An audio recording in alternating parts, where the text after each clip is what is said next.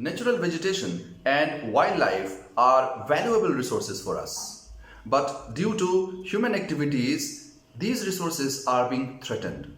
Therefore, we must conserve them for greater ecological balance, which is in our own good.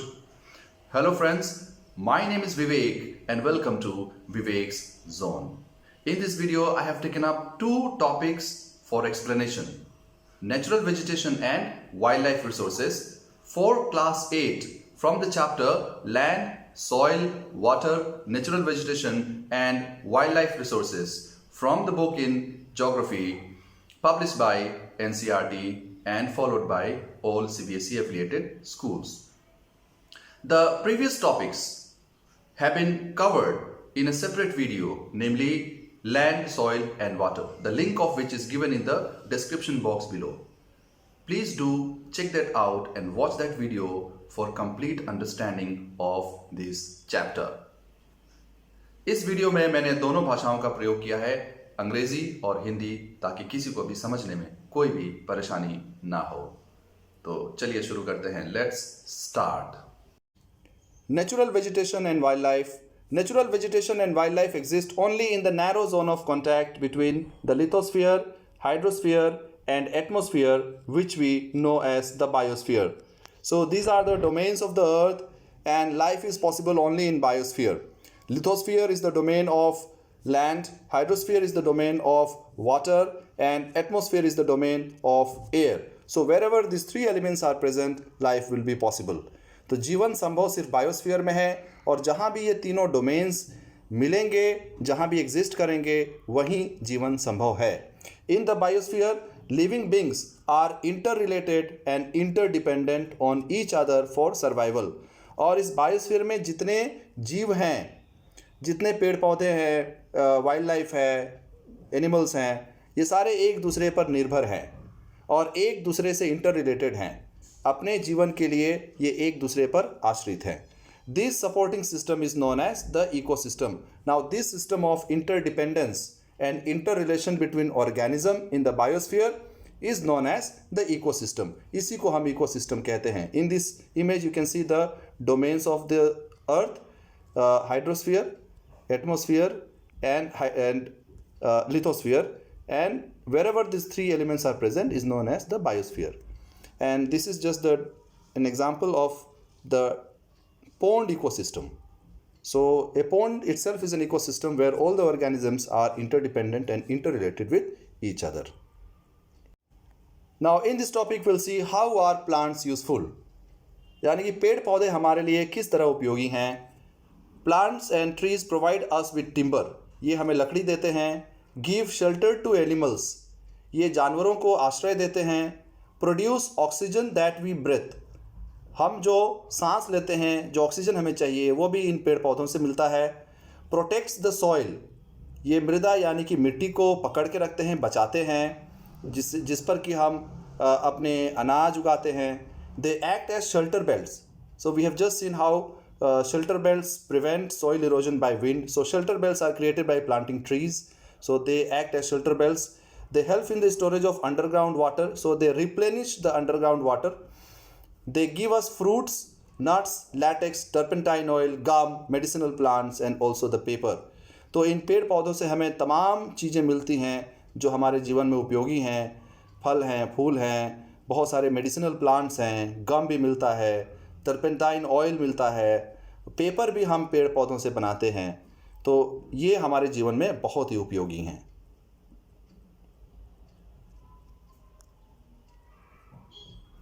Now the next topic is how is wildlife useful. अब इसमें हम देखेंगे कि जो wild life है वो हमारे लिए कैसे उपयोगी है. So wildlife includes animals, birds, insects and aquatic life forms. तो वाइल्ड लाइफ में क्या क्या आते हैं? इसमें जानवर आते हैं, चिड़िया आते हैं, कीड़े मकोड़े आते हैं, और जो पानी के जो जंतु हैं, पानी में रहने वाले जो जीव हैं, एक्वेटिक लाइफ, वो भी आते हैं. और इनसे हमें क्या मिलता है? They provide us with milk, meat, hides and wool. तो इनसे हमें दूध है, मांस है, चमड़े हैं, उल है, ये सारी चीज़ें मिलते हैं. इंसेक्ट्स लाइक बीज प्रोवाइड अस हनी. तो जैसे मधुमक्खी है, उससे हमें शहद भी मिलता है. and they also help in pollination of flowers and have important role to play as decomposers in the ecosystem. तो ये जो मधुमक्खियाँ हैं, इससे पॉलिनेशन होता है फ्लावर्स का, और ये एक हमारे पूरे इकोसिस्टम में डीकम्पोजर्स का काम करते हैं. The birds feed on insects and act as decomposers. तो जो चिड़िया हैं वो भी छोटे छोटे कीटाणुओं को, जो मरे हुए कीटाणु हैं उनको खाते हैं, और इस तरह से हमारे पर्यावरण का बचाव करते हैं. Vulture, due to its ability to feed on dead livestock, is scavenger and considered a vital cleanser of the environment. तो इसी तरह जो गिद्ध है, जो वल्चर है, वो हमारे पर्यावरण के लिए बहुत ही उपयोगी है. कैसे है? वो मरे हुए जानवरों को खाता है और इस तरह से हमारे पर्यावरण की सफाई करता है. So all these are very important for us, animals, birds, insects and other forms of life. Now let us see distribution of natural vegetation. इसमें हम प्राकृतिक वनस्पति के बारे में बात करेंगे. The growth of vegetation depends primarily on temperature and moisture. तो the growth of vegetation depends on two factors, temperature and moisture. तो तापमान और नमी, ये दो घटक हैं जिन पर वनस्पति निर्भर है, वनस्पति का जो ग्रोथ है वो निर्भर है. The major vegetation types of the world are grouped as forests, grasslands, scrubs and tundra. तो पूरे धरती पर जो वनस्पति है उसको हम 4 भागों में विभाजित कर सकते हैं. कुछ जगहों पर हमें फॉरेस्ट यानी कि जंगल मिलते हैं, कहीं पर हमें ग्रासलैंड्स यानी कि घास वाले मैदान मिलते हैं या घास से जो भरे हुए जगह हैं वो मिलते हैं. कहीं कहीं पर हमें स्क्रब्स मिलते हैं. स्क्रब्स यानी कि जो छोटे पौधे होते हैं, जो कटीले पौधे होते हैं, वो हमें देखने को मिलते हैं. और कहीं कहीं पे हमें टंड्रा वेजिटेशन मिलता है. So let us see about all these types of vegetation one by one. Natural vegetation. Let us first see forests. Forests are associated with areas having abundant water supply. तो जंगल वहाँ पर हमें मिलते हैं जहाँ पर पानी ज़्यादा मात्रा में उपलब्ध है. Wherever water is abundantly available, where we have more rainfall, in those areas we find forests. Grasslands are the next type of vegetation. Short stunted trees and grasses grow in regions of moderate rainfall, forming the grasslands of the world. तो grassland में क्या पाए जाते हैं? छोटे पेड़ पाए जाते हैं. Short stunted trees, छोटे ग्रोथ के पेड़ होते हैं, और grasses होते हैं यानी कि घास होते हैं, और ये वहाँ पाए जाते हैं जहाँ रेनफॉल मॉडरेट है. रेनफॉल बहुत ज़्यादा नहीं है, बहुत ज़्यादा कम भी नहीं है. मॉडरेट रेनफॉल जहाँ मिलेगा वहाँ ग्रासलैंड्स पाए जाते हैं. Next are shrubs. So where are shrubs from? Shrubs, thorny scrubs and shrubs grow in dry areas of low rainfall. In such areas, plants have deep roots and leaves with thorny and waxy surfaces reduce loss of moisture through transpiration. तो ये shrubs पाए जाते हैं उन जगहों पर जहाँ पर रेनफॉल यानी कि जो बारिश है वो बहुत ही कम है. तो यहाँ पर जो पौधे पाए जाते हैं वो कटीले पौधे होते हैं, और इन पौधों के जो रूट्स हैं वो सॉइल में काफ़ी डीप जाते हैं. इनके जो लीव्स हैं वो भी कटीले होते हैं और वैक्सी होते हैं. तो ये इसलिए ऐसा होता है ताकि जो उनके अंदर मॉइस्चर है, उन पौधों के अंदर जो मॉइस्चर है उसको, उस नमी को बचाया जा सके ट्रांसपिरेशन से यानी कि गर्मी से. तो ये हो गया shrubs. Next vegetation type Tundra. So Tundra vegetation of cold polar regions comprise of mosses and lichens. तो टंड्रा वेजिटेशन बहुत ठंडे बर्फीले जगहों पर मिलता है जहाँ तापमान काफ़ी कम होता है. पोलर रीजन्स में जनरली ये पाए जाते हैं जहाँ पर कोई किसी तरह का कोई पेड़ पौधा या घास नहीं मिलता. वहाँ पे मॉसेस और लाइकन्स इस तरह की चीज़ें वहाँ पर पाई जाती हैं. And this is the types of vegetation found in different parts of the world. So here in these images we can see the different types of vegetation found in different parts of the world. So in areas of abundant rainfall and abundant water supply we find forest, dense forests are found. Then in areas of moderate rainfall we find stunted trees and grasses, we call them grasslands. Then in arid areas, in dry areas, we find shrubs, thorny bushes and shrubs, and in tundra vegetation we find mosses and lichens. तो ये आप देख सकते हैं कि जहाँ पानी बहुतायत है वहाँ पर जंगल मिलते हैं, जहाँ पानी थोड़ा कम है वहाँ पर ग्रासलैंड्स हैं, जहाँ पानी बहुत ज़्यादा कम है, जो ड्राई एरियाज़ हैं, सूखे इलाके हैं, वहाँ पर छोटे छोटे पौधे होते हैं, कटीले पौधे मिलते हैं। और जो टंड्रा वेजिटेशन है, जो बहुत बर्फीले वाले बर्फ़ से ढके जो जगह हैं, जो पोलर रीजन्स है, वहाँ पर हमें टंड्रा वेजिटेशन मिलता है, जहाँ पर मोसेस और लाइकेंस यानी कि काई की तरह जो वेजिटेशन होती है वो हमें देखने को मिलता है। यहाँ पर पेड़ पौधे नहीं दिखाई देते। Conservation of natural vegetation and wild life. Now there is a need that we conserve this natural vegetation and wildlife because they are very useful to us, and also they are very important for maintaining the ecological balance. But many natural and man-made factors are responsible for the process of extinction of natural vegetation and wildlife. तो ये जो प्राकृतिक वनस्पतियां हैं और जीव जंतु हैं वो कई कारणों से समाप्ति की तरफ बढ़ रहे हैं। इसमें कुछ कारण प्राकृतिक हैं और कुछ तो हमने इंसानों ने खुद उत्पन्न किए हैं। The first reason is deforestation. So this is a man made factor. Deforestation means clearing of forest, यानी कि जंगलों को काटना। तो इससे बहुत सारे वनस्पतियों को और जो जीव जंतु हैं उनको नुकसान होता है।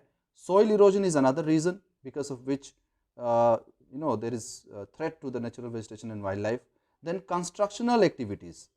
In the cities lot of constructional activities are going on. शहरों में बहुत सारे कंस्ट्रक्शन के काम चल रहे हैं और जो कॉमन लैंड्स हैं उन पर इंक्रोचमेंट हो रहा है। So this is also posing a threat to the natural vegetation and wild life. Then forest fires, जंगलों में आग लग जाती है, प्राकृतिक रूप से आग लग जाती है। Naturally sometimes there are fires in the forest, so they also destroy natural vegetation and wildlife. Then tsunami and landslides. So tsunamis in the oceans and the landslides, they also destroy natural vegetation and wildlife. Then poaching. Now, what is poaching? Poaching means hunting of animals to collect their parts, body parts, for sale in the market. So many animals are hunted for the collection of their body parts, and these parts are then traded, such as hides or the skins, nails, teeth, horns and feathers. तो जानवरों को मारना और उनके body parts को बेचने के लिए कलेक्ट करना, जैसे कि चमड़े, नाखून, दांत, सिंग या उनके पंख, तो इसको पोचिंग कहते हैं। और इसमें सबसे ज़्यादा नुकसान जिन जानवरों को होता है वो है tiger, lion, elephant, deer, black buck, crocodile, rhinoceros, snow leopard, ostrich and peacock. So these images will show us what we have just studied.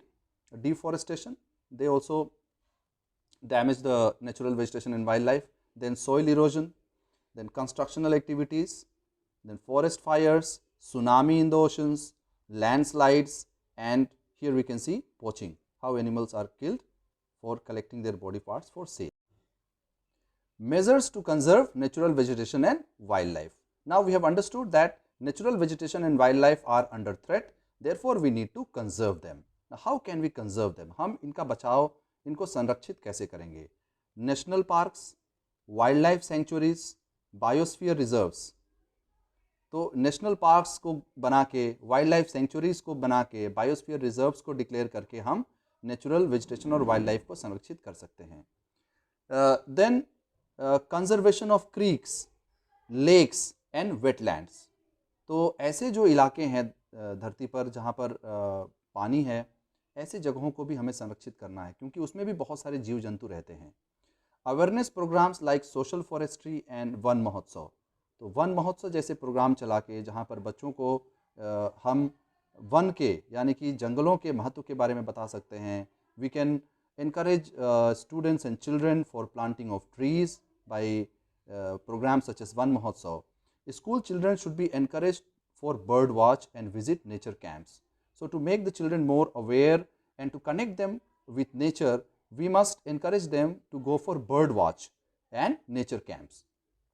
Then laws should be made against the trade as well as killing of birds and animals. In India, killing lions, tigers, deer, great Indian bustards and peacocks is illegal. So we also need to make laws which will ban the killing of birds and animals. So in India, we already have laws which prohibits the killing of lions, tigers, deer, great Indian bustards and peacocks. Now killing all these animals and birds is illegal in India. Also, there is an international convention known as CITES which has been established that lists several species of animals and birds in which trade is prohibited. So there is an organization, there is an international convention known as CITES, and this agreement has listed some of the species of animals and birds that cannot be traded, and the trade in those animals and birds is prohibited. Now let us have some important facts from the chapter. 90% of the world population occupies only 30% of the land area.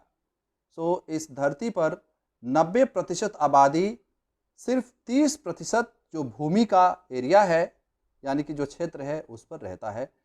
बाकी 70% जो भूमि का क्षेत्र है, the remaining 70% of the land is either is sparsely populated or uninhabited. तो 70% जो भूमि का क्षेत्र है वो या तो कम आबादी वाला क्षेत्र है या कहीं कहीं पर आबादी नहीं है. It takes hundreds of years to make just 1 centimeter of soil. तो 1 सेंटीमीटर मृदा यानी कि मिट्टी का बनने में लगभग सैकड़ों साल लग जाते हैं. In 1975, the consumption of water for human use was 3,850 cubic kilometer per year. It rose to more than 6,000 cubic kilometer per year in the year 2000.